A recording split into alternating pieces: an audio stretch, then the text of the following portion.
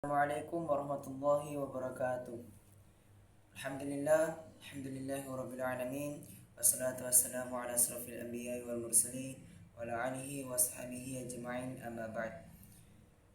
Segala puji bagi Allah, Tuhan semesta alam, yang telah memberikan kita begitu macam nikmatnya, nikmat kesehatan, kesempatan, kekuatan, hingga kita masih bisa hadir, masih bisa diberikan kehidupan hingga saat ini. Tak lupa juga kita bersalawat kepada baginda kita Nabi Muhammad SAW, kepada keluarga beliau, sahabat, para tabi'in, dan orang-orang yang selalu istiqamah mengikuti sunnah dan ajaran beliau hingga datangnya hari kebangkitan kelak. Perkenalkan, nama saya Alodivis Nasrallah dengan NIM 2024 0101010221. Video ini saya buat untuk memenuhi tugas saya, UTS saya dari Matkul Fikih Ibadah. Saya mohon izin kepada Ibu dosen Bu Rajmadani, SSE MA. Baik, langsung saja saya akan membawakan materi tentang salat yang telah dibawakan. Ada kelompok 6 yang berjudul yaitu salat jamak dan salat kasar. Langsung saja, salat adalah salah satu rukun Islam yang paling fundamental, di mana setiap muslim diwajibkan untuk melaksanakannya 5 waktu setiap hari. Namun dalam kehidupan sehari-hari ada kalanya seseorang menghadapi kondisi yang menyulitkan untuk melaksanakan salat tepat waktu, terutama ketika sedang dalam perjalanan atau menghadapi situasi darurat. Untuk itu Islam memberikan kemudahan melalui konsep salat jamak dan salat kasar.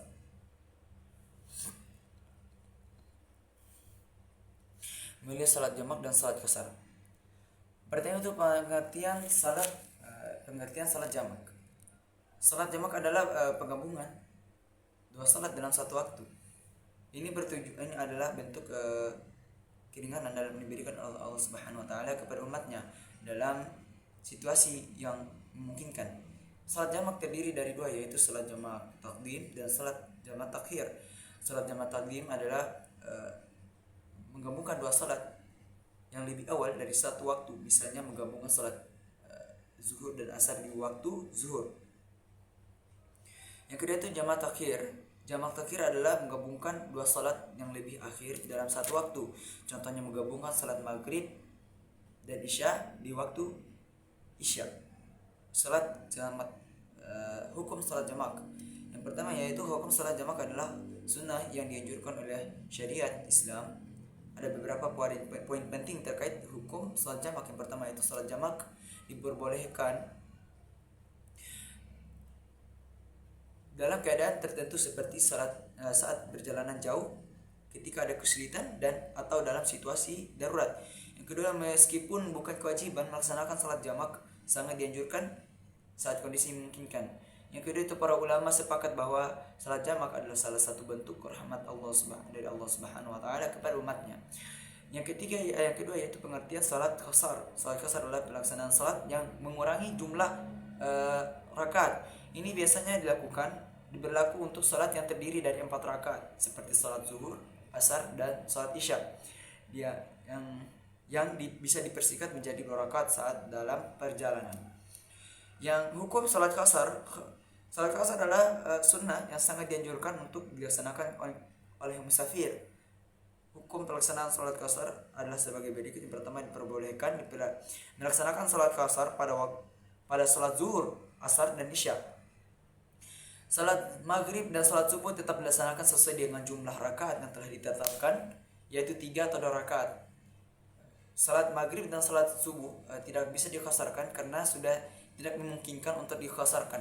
Yang ketiga yaitu melaksanakan salat kasar harus dilakukan dengan niat yang jelas dan penuh kesadaran.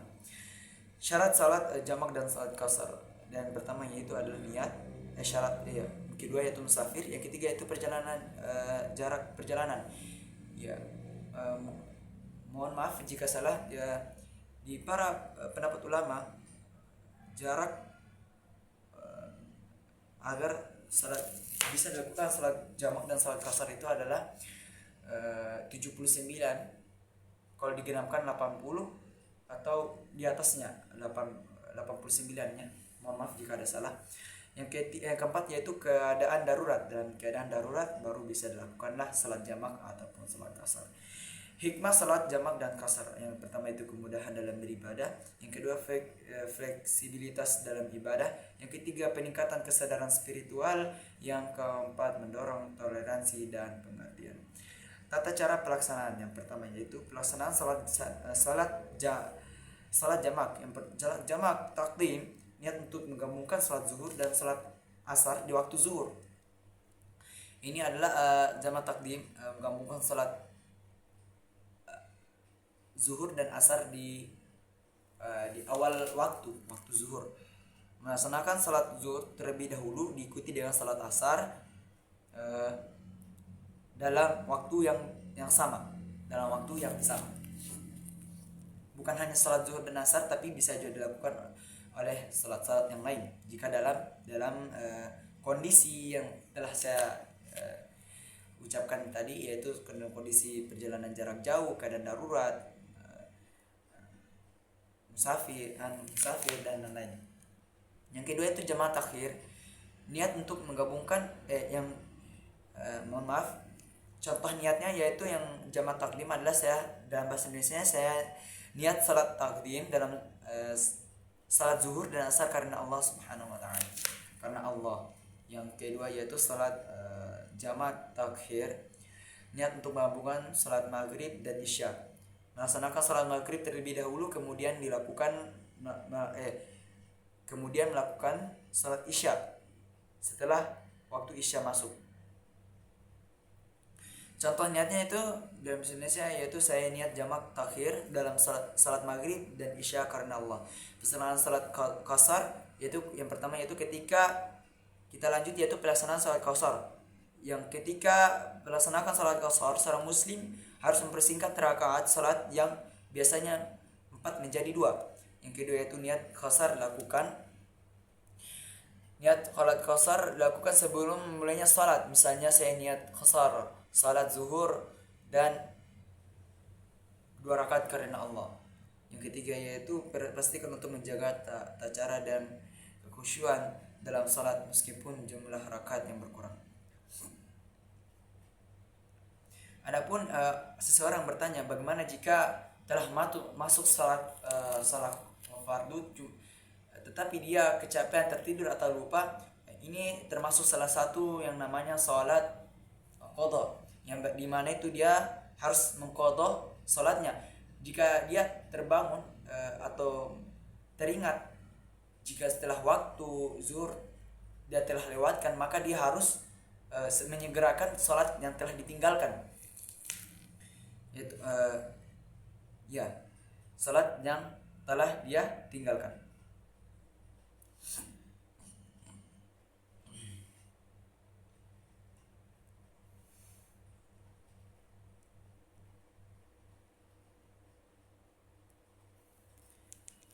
Gerakan salat yang telah dia tinggalkan, yang dimana itu pengertian salat qadha mengganti salat yang tertinggal karena lupa, tertidur.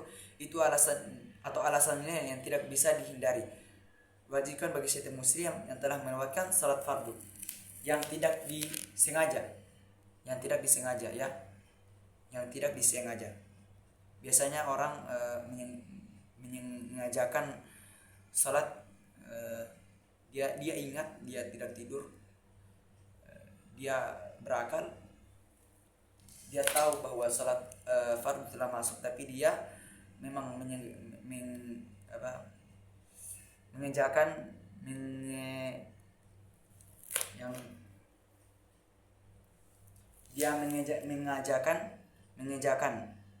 salat yang seharusnya menjadi kewajibannya sebagai seorang muslim.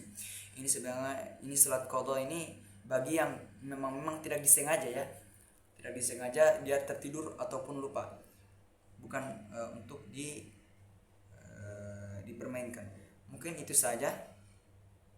Saya akan membaca kesimpulannya. Salat jamak dan salat qasar adalah bentuk kemudahan yang diberikan Allah Subhanahu wa taala kepada umatnya dalam menjalankan ibadah salat terutama dalam keadaan tertentu seperti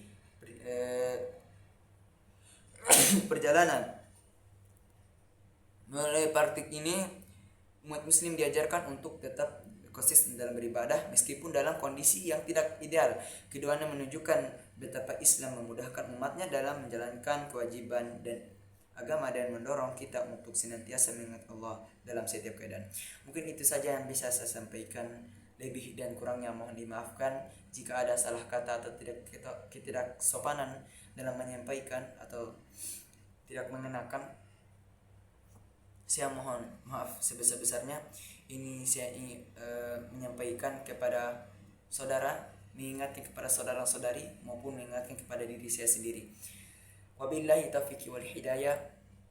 Assalamualaikum warahmatullahi wabarakatuh.